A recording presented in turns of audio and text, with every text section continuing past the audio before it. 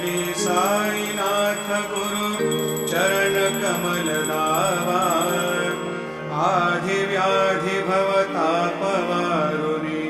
तारा जड जीवा गेली तुम्हा सोडून या भव तमरजनी विलया परिही अज्ञानासे तुमची भुलवियोग माया शक्ती न यत्किंचितहि तिजला साराया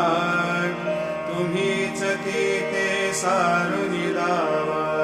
मुख जनताराया हो साईनाथ महा